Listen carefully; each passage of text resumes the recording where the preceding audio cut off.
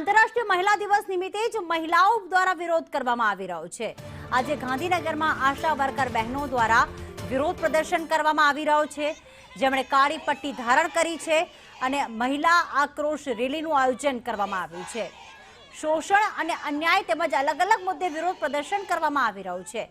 આરોગ્યનું પાયાનું કામ કરનાર આશા વર્કર બહેનોમાં જ આક્રોશ વ્યાપ્યો છે અને આજે આંતરરાષ્ટ્રીય મહિલા દિવસ નિમિત્તે તેમનો આક્રોશ ફાટી નીકળ્યો।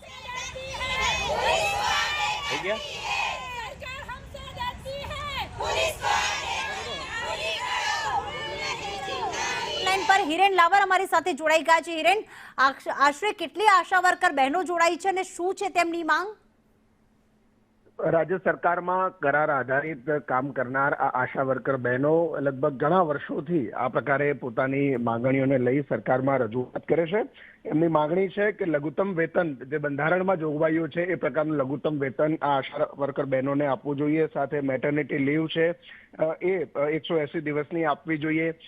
સરકારમાં આશા વર્કર બહેનો ખાસ જે આરોગ્યલક્ષી કામગીરી હોય છે, ગામડે ગામડે જઈ ગર્ભવતી મહિલાઓ સાથે સંકલન કરી અને એમનું ધ્યાન રાખવાનું, આવી મહિલાઓને પણ પાયાની સુવિધાઓ નથી મળતી એ પ્રકારના મુદ્દાઓ સાથે આંદોલન કરવામાં આવી રહ્યું છે। વિશ્વ મહિલા દિવસના દિવસે જ આ બહેનોએ ગાંધીનગર ખાતે વિરોધ પ્રદર્શન કર્યું હતું। જોકે પોલીસે આ તમામ આવેલી મહિલાઓની અટકાયત કરી અને એમને જિલ્લા પોલીસ વડાની કચેરી ખાતે લઈ જવામાં આવ્યા છે। મોડી સાંજે એમને મુક્ત કરવામાં આવશે, પરંતુ મહત્વનું છે કે સુપ્રીમ કોર્ટના ચુકાદા પછી પણ ગુજરાતમાં આ આશા વર્કર બહેનોને જે પાયાની સુવિધાઓ મળવી જોઈએ તે નથી મળતી અને એની માંગણી સાથે આંદોલન કરવામાં આવ્યું છે।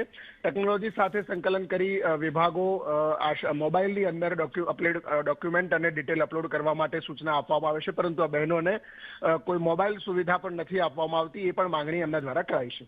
બિલકુલ, આભાર હિરેન તમામ વિગતો માટે।